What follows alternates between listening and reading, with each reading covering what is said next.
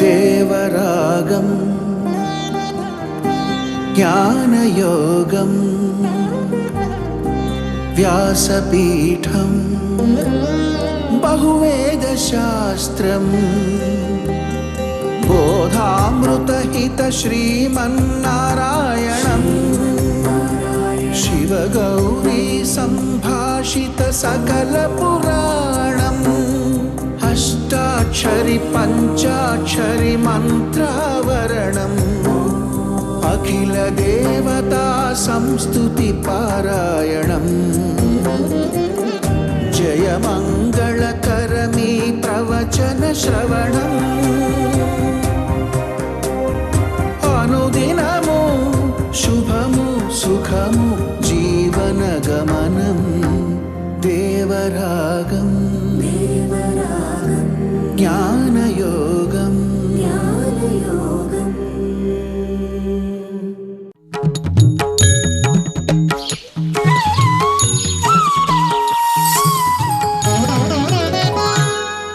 ఆపదామపహర్తారం దాతారం సర్వసంపదాం లోకాభిరామం శ్రీరామం భూయో భూయో నమామ్యహం.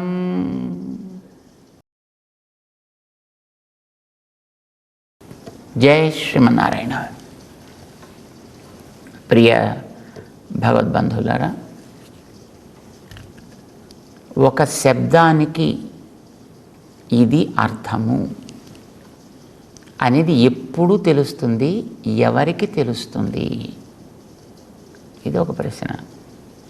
అంటే ఒక చెట్టు అన్నాం, దాన్ని ఎంతవరకు మనం అర్థం చేసుకోగలిగాము? ఒక కొండ, మనిషి, ఒక పక్షి, జంతువు, ఏదో ఒక పేరు. ఏ శబ్దాన్ని మనం వాడినా ఈ శబ్దం ఎంతవరకు వెళ్ళి ఆగుతుంది? ఎక్కడో ఒక చోట ఆగాలి కదా. ఒక పదాన్ని మనం వాడాము అని అంటే ఇప్పుడు మామిడి చెట్టు అని అన్నాం మనం. అది ఒక పెద్ద అడవి. అడవిలో కొన్ని వందల రకాల చెట్లు ఉన్నాయి. మనం మామిడి చెట్టు అని అన్నాం. ఇప్పుడు ఈ పదం ఎక్కడికి వెళ్ళి ఆగుతుంది? మామూలుగా మనం చెట్టు అన్నప్పుడు అన్ని చెట్లకి ఆ పదం వెళుతుంది. అక్కడ ఉండే మట్టిని పక్కకి పెట్టేస్తుంది, అక్కడ ఉండే నీళ్ళని పక్కన పెట్టేస్తుంది, అక్కడ ఉండే ఇతర జంతువుల్ని పక్కన పెట్టేస్తుంది. ఏది నేలలోంచి పైకి మొలిచి వచ్చిందో అలాంటి వాటన్నిటి దగ్గరికి వెళ్ళేది అక్కడ ఆగిపోతుంది. చెట్టు అన్నప్పుడు మామిడి చెట్టు అన్నాం అనుకోండి, అన్ని చెట్ల మీదకి వెళ్ళిన ఆ పదం మళ్ళీ అన్నిట్ల మించి జాగ్రత్తగా వచ్చేసి ఎక్కడ మామిడికాయలు ఉన్నాయో ఆ చెట్టు దగ్గరికి మాత్రం వచ్చి అక్కడ ఆగిపోతుంది. ఒక పదానికి ఒక చోటకి వెళ్ళి ఆగుట అనేటటువంటిది ఒక విశ్రాంతి స్థానం ఉంటుంది. పదము విశ్రమించుట. ఏదైనా ఒక పదం మనం వాడినప్పుడు అది ఎంతవరకు వెళ్ళి ఆగుతుంది? ఇది తెలియడాన్ని వ్యుత్పత్తి అని అంటారు సంస్కృతంలో. ఉత్పత్తి కాదు, ఉత్పత్తి అంటే పుట్టడం. వ్యుత్పత్తి అని అంటారు. అంటే శబ్దమునకు అర్థము సవ్యముగా తెలియుట అని అర్థం. ఇది నిజానికి మనకి ఎప్పుడు కలుగుతుంది? మామూలుగా మన స్కూల్లో చదివే పాఠాల వల్ల శబ్దాలకి సరి అయినటువంటి అర్థములు తెలియవు. మరి ఎప్పుడు తెలుస్తాయి? వేదాంతేన హి వ్యుత్పత్తి పూర్యతే. వేదాంత పరిజ్ఞానము కలిగిన వాడికి మాత్రమే శబ్దం యొక్క పూర్తి అర్థము తెలుస్తుంది. అప్పుడు మాత్రమే వాడికి శబ్దముల యొక్క తాత్పర్యం దాకా వెడుతుంది. వేదాంతేన హి అంటే దానివల్లనే ఏవా అని అర్థం అన్నమాట. వేదాంతము వల్లనే వ్యుత్పత్తి పూర్యతే, శబ్ద అర్థ జ్ఞానం అనేది స్పష్టముగా కలుగును, అది లేని వాడికి కలగదు. కానీ అదే ఒక వేదాంతి అయితే ఆ పైన కనిపించేటటువంటి ఆకారం, ఆ ఆకారం రావటానికి దాంట్లో ఏర్పడ్డటువంటి ఒక జీవ విశేషం, ఏ జీవుడు ఉండడం వల్ల దానికి మామిడికాయలే కాస్తున్నాయి, మామిడి పోతే వస్తుంది, మామిడాకులే వస్తాయి, మామిడి కొమ్మలే, మామిడి వాసనే, మామిడి రుచే ఆ జీవుడు ఉండడం వల్ల ఏర్పడుతోంది. కనుక వాడి దృష్టి జీవుడి దాకా వెళ్ళి ఆ జీవుడు ఉండడం వల్ల ఇది మిగతా వృక్షముల కంటే వేరు అని చెప్పి, కానీ అలా ఆ జీవుడు అక్కడ ఉండడానికి కారణం ఆ జీవుణ్ణి వాడి కర్మానుభవం కోసం తీసుకొచ్చి దాంట్లో ప్రవేశపెట్టినటువంటి ఒక పరమాత్మ తత్వం, వాడిని అందులో ప్రవేశపెట్టి వాడిని అనేన జీవేన ఆత్మనా అనుప్రవిశ్య, వీడిని నేను ఆ లోపల నాకు శరీరంగా చేసుకుని నేను కూడా వీడితో పాటు లోపలుండి అప్పుడు దీనికి మామిడి అనేటటువంటి ఒక నామము, ఒక రూపము నేను వ్యాకరింపచేస్తా, విస్తరించేటట్టు చేస్తా. అక్కడి దాకా వెళుతుంది. ఎక్కడి దాకా, ఎవడి దాకా వెళ్ళి ఆగుతుంది ఇది అంటే పైన కనిపించేటటువంటి ఈ భౌతికమైన రూపం దాటి దానికి వెనకాతలుండే జీవుడి దాకా వెళ్ళి జీవుణ్ణి దాటి జీవుణ్ణి తనకి శరీరంగా పైన కవర్గా పెట్టుకుని తాను కూడా లోపలుండి వీడి ద్వారా ఈ పనులన్నీ చేయించేటటువంటి తత్వం ఏదుందో అక్కడి దాకా, ఆ లోపల అంతర్యామి తత్వం దాకా వెడుతుంది. అక్కడికి వెళ్ళి ఆగుతుంది. ఆ అంతర్యామిగా ఉండేవాడు అక్కడికి ఎందుకు వచ్చాడు అనేది అవసరం లేదు. అక్కడికి వాడి దాకా వెళ్ళి అక్కడ వాడు ఉండడం వల్ల దీనికి ఇవన్నీ వచ్చాయి.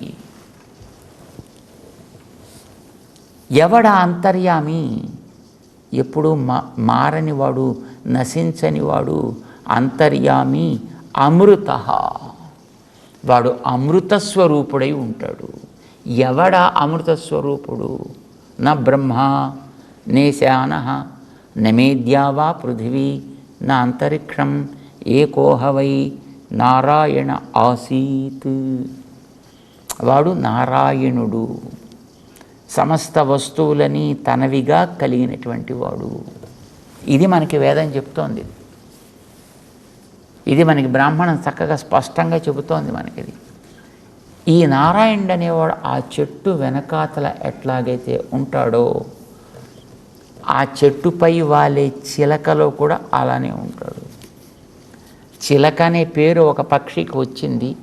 ఇది కాకుల కంటే, గోరింకల కంటే, ఏదో మైనాల కంటే, మరింకో వాటి కంటే దీన్ని వేరు చేసి చూపించగలిగే స్థితి దానికి కలిగిందంటే ఆ లోపల ఉండే జీవుడికి అట్లాంటి అనుభవం ఇవ్వడం కోసమని ఆ జీవుణ్ణి తనకి శరీరంగా పెట్టుకుని అందులోకి ప్రవేశించిన అంతర్యామి. చిలక అన్నా నీ భావం ఆ అంతర్యామి దాకా వెళ్ళాలి. దీన్ని ఏమంటారు? దీన్ని అంటే ఆ పదం అనేటటువంటిది పరంపరగా అపర్యవసాన వృత్తి అని దానికి పేరు పెట్టారని ఒక పెద్ద టెక్నికల్ పదం.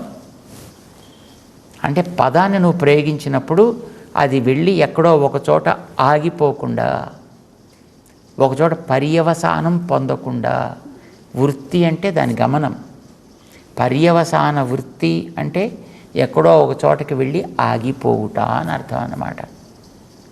నువ్వు ఒక మనిషిని చూస్తున్నావు, మనిషి వీడు రామయ్య అన్నావు. నువ్వు రామయ్య అనగానే ఏమైంది? అది ఆ రామయ్య అనే పేరు కలిగిన శరీరం దాకా వెళ్ళి ఆయన చేతిలో పట్టుకున్నటువంటి బాణము, ధనస్సు, కిరీటము చూసి అక్కడికి వెళ్ళి ఆగింది. అది ఇది పర్యవసాన వృత్తి అని అంటారు. అంటే ఎక్కడో కనిపించే ఒక దాని దగ్గరికి వెళ్ళి అది ఆగిపోవుట. అలాంటి ఆపే పదాలేవి నువ్వు వాడకపోతే అది ఎక్కడి దాకా వెళ్ళాలో అక్కడి దాకా వెళ్ళిపోతున్నాయి. ఇప్పుడు నువ్వు ఒక టార్చ్ మనం వెలిగించామనుకోండి, ఆ వెలిగించిన టార్చ్కి మధ్యలో మనం గోడ పెడితే ఆ గోడ దగ్గర వెళ్ళి ఆగిపోతుంది. మధ్యలో ఒక అట్ట పెట్టామనుకోండి, ఒక కాగితం పెట్టామనుకోండి, కాగితం దాకా వచ్చి ఆగిపోతుంది అది. లేదు అదే ఒక ప్లాస్టిక్ కాగితం పెట్టామనుకోండి, దాని దాకా పెడుతున్న పక్కన కనిపిస్తుంది. ట్రాన్స్పరెంట్ కాగితం పెట్టామనుకోండి, అందులోంచి మళ్ళీ ప్రవహించి వెళ్ళిపోతుంది. కానీ అదే ఒక రేకు పెట్టామనుకోండి, అక్కడ దాకా వచ్చి అక్కడ ఆగిపోతుంది. ఏం పెట్టలేదనుకోండి, అది అనంత ఆకాశంలోకి అట్లాగా పోతూనే ఉంటుంది, అంతే. అది పర్యవసాన వృత్తి, ఒకచోట ఆపుట. అపర్యవసాన వృత్తి ఆపకుంటే ఏదో ఒక పదంతో ఒక శబ్దాన్ని మనం ప్రయోగించి, ఏదో తెల్ల చొక్కా వేసుకున్నవాడు, ఏదో నల్ల చొక్కా ధరించినవాడు, లేదు ఏదో మరింకో రకం ఏదో ఒక వస్తువుని పట్టుకుని ఉన్నవాడు అనగానే ఒక చోట ఆపుతున్నాయి ఆ శబ్దం యొక్క అర్థాన్ని. అలా కనుక నువ్వు ఆపకపోతే ఏ శబ్దమైనా, ప్రతి శబ్దము కూడా ఇది అది అని లేదు. అది అక్షరం కావచ్చు, పదం కావచ్చు, ఏదైనా కావచ్చు కాక ఎక్కడి దాకా వెడుతుంది? అపర్యవసాన వృత్తి అంటే ఆపకపోతే ప్రతి పదము కూడా పైన కనిపించే ఆకారం దాటి, ఆకారం లోపల జీవుణ్ణి దాటి, జీవుడి వెంట ఉండి ఆ రూపాన్ని కల్పించినటువంటి నారాయణుని దాకా చేరుతుంది. అది నువ్వు మనిషి అను, మనిషి ఆకారం దాటి లోపల దానికి కారణమైన కర్మానుభవం కోసం దాన్ని ధరించిన జీవుడి దగ్గరికి వెళ్ళి జీవుణ్ణి తెచ్చి దాంట్లో ప్రవేశపెట్టిన నారాయణుడు.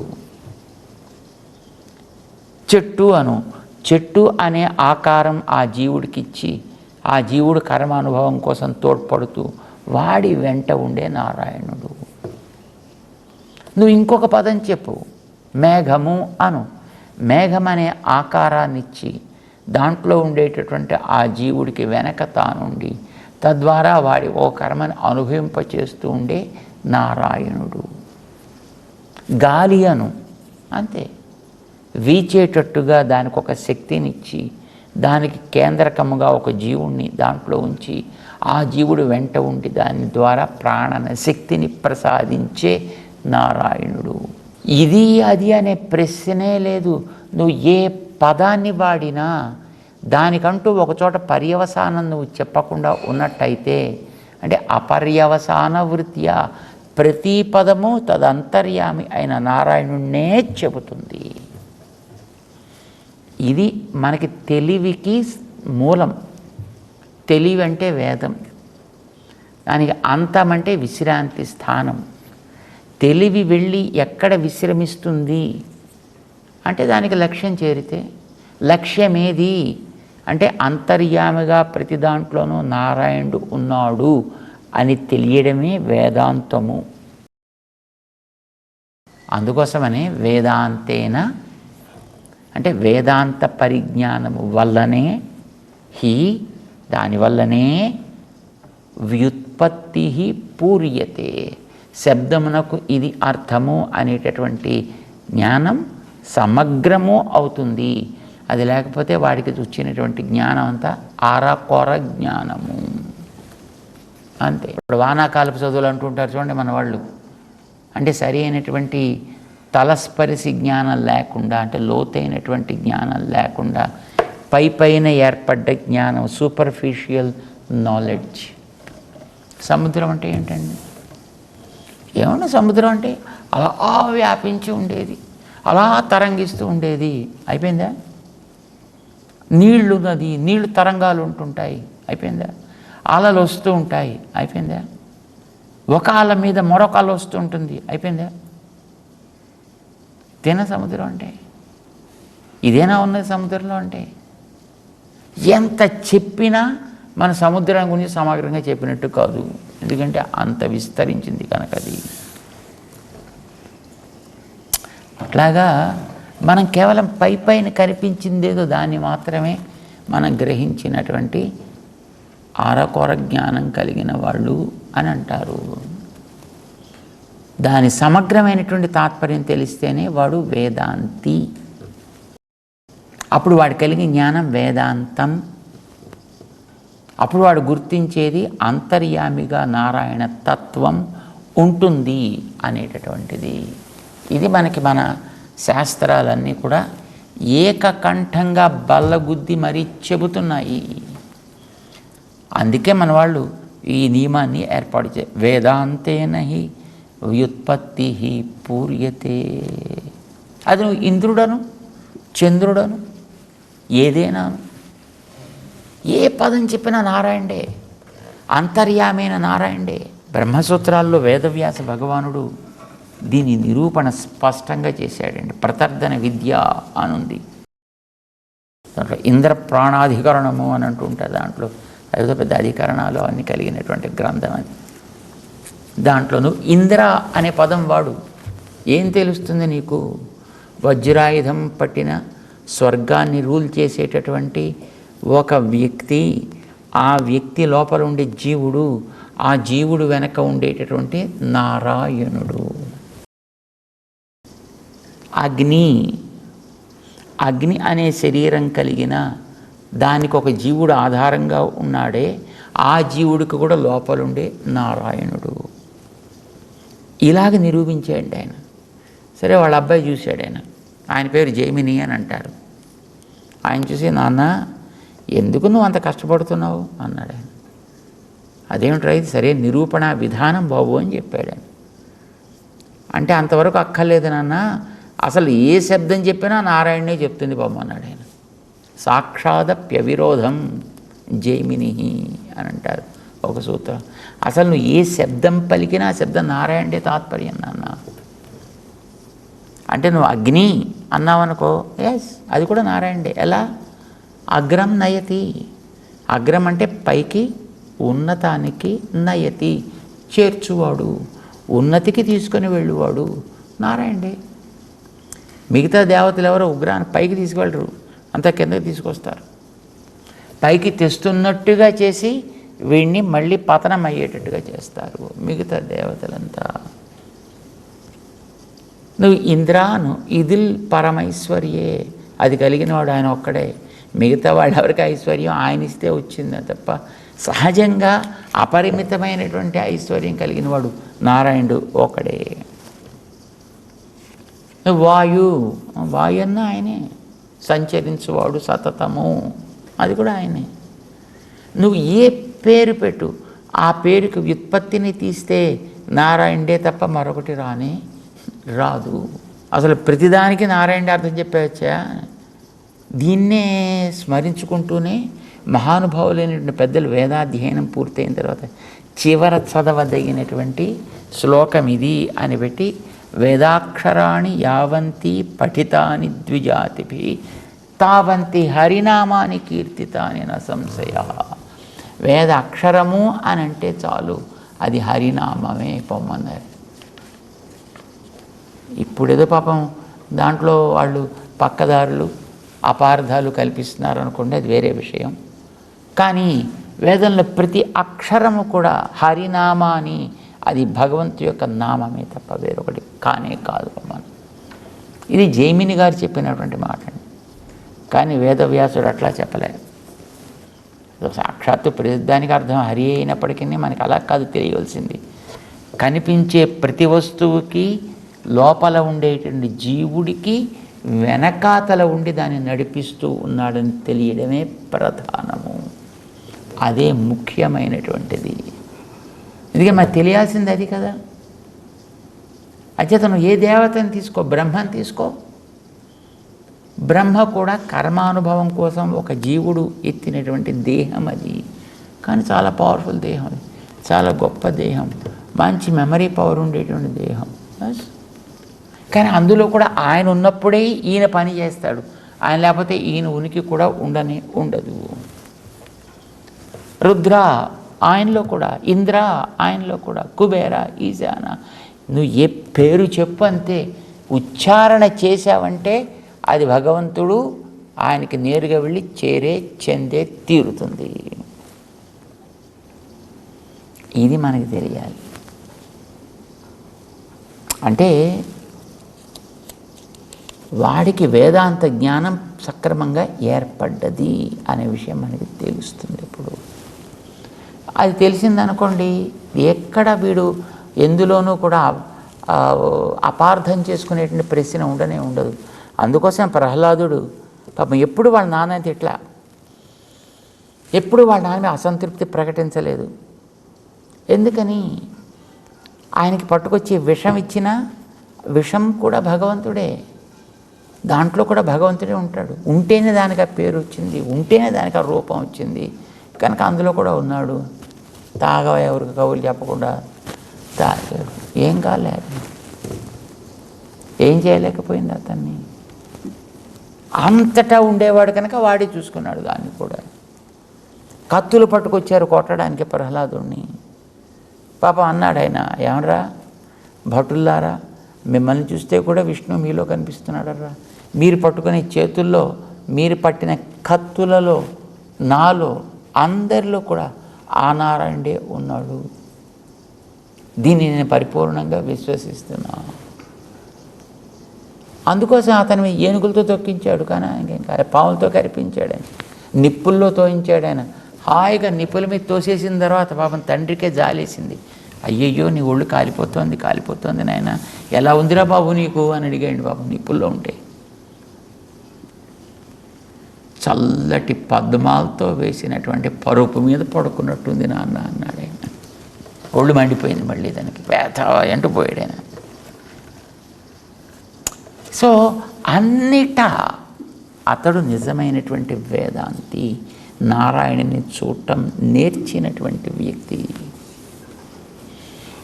ఇది వేదాంత పరిజ్ఞానం. దాన్ని పరామర్శిస్తున్నాడు స్వామి 9వ అధ్యాయపు 23వ శ్లోకంలో. ఎవడికైతే ఈ వేదాంత పరిజ్ఞానం ఉంటుందో వాడు భగవంతుడు లోపల నారాయణుడే ఉంటాడు అనుకున్నప్పుడు అతన్ని తప్ప ఎవరిని వాడు ఆరాధిస్తాడు కనుక, అతనికి తప్ప వేరొకటి ఎవడికి శరణాగతి చేస్తాడు కనుక. కానీ ఆ జ్ఞానం లేని వాళ్ళు ఏది పైన కనిపిస్తే దాని యొక్క ఆకర్షణకే లోనై అక్కడికే ఆగిపోతారు, ఆ పైన దాటలేరు. వాళ్ళు నష్టపోతూ ఉంటారు, తప్పదు. ఏ తూ అన్యదేవతా భక్తా యజంతే శ్రద్ధయాన్వితా. పాపం వాడికి శ్రద్ధ ఉంది, మామూలు శ్రద్ధ కాదు, భయంకరమైనటువంటి శ్రద్ధ ఉంది. నియమాల్ని అంత దృఢంగానూ పాటిస్తాడు. వాడు తిండే తక్కువ తింటాడు, చెప్పులు లేకుండా నడుస్తాడు, ఆంచి మాలలు వేసుకుంటాడు. ఎన్ని యోగ్యతలు అన్నీ శ్రద్ధ పరిపూర్ణంగా ఉంది. కానీ ఏం లాభం? అన్యదేవతా భక్తా, వాడు ఇతరుల యందు రక్తి కలిగి ఉంటాడు. అనన్య చేతస్కుడై మాం న సేవతే. అనన్యాశ్చింతయంతో మాం అనేది వాడి దగ్గర ఉండదు. పాపం వాడు అన్యదేవతా భక్తా అయిపోయి కూర్చున్నాడు వాడు. కానీ ఏం చేస్తాం? శ్రద్ధతో కూడుకున్నప్పటికీ కూడా అవిధి పూర్వకం, వాడు విధిని అతిక్రమించి చేస్తూ ఉండేటటువంటి కార్యమే అవుతుంది తప్ప. కాక అలా చేసినా మళ్ళీ చేరేది నాకే కదా. ఇప్పుడు మీరు కాళ్ళు కడిగితే కాళ్ళు కాదు సంతోషించేది, కాళ్ళు కడిగించుకున్నటువంటి ఆ వ్యక్తి వాడు సంతోషించాలి. రైట్? వాడికి దానివల్ల సుఖమో దుఃఖమో ఏదో కలగాల్సింది వాడికే ఉంది. మీరు నీళ్లు పోస్తే అలా ఉంటాయి అంతే. ప్రాణం పోయిన తర్వాత శరీరాన్ని తీసుకెళ్ళి నిప్పుల్లో వేసినా మాట్లాడుతుందండి, నీళ్ళల్లో వేసినా మాట్లాడుతుందండి, నింగిలోకి విసిరినా మాట్లాడుతుందండి, ముక్కలు చేసినా మాట్లాడుతుందండి. మాట్లాడేవాడు లోపల ఉండేవాడు వాడు. ఇది మనకి తెలియాల్సింది. అది తెలిసి నువ్వు వాడితోటి ప్రవర్తిస్తే అది విధి పూర్వకం అవుతుంది. అది తెలియక నువ్వు కనిపించే దాన్ని పట్టుకుని అంతవరకే పరిమితమైతే అవిధి పూర్వకం. తేపి మామే వయజంతి, నన్నే చేస్తున్నారు కానీ పాపం తెలియట్లా. ఇప్పుడు సర్కార్కి మనం ఏదో మీ సేవ అలాంటివి ఏవో ఉంటాయి కదా, కౌంటర్స్ తీసుకెళ్ళి దాంట్లో పైసలు కడితే అది గవర్నమెంట్కి చేరాలి.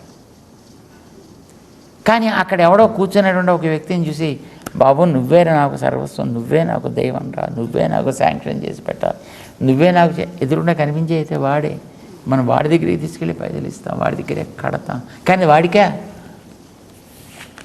వాడా దాని భోక్త.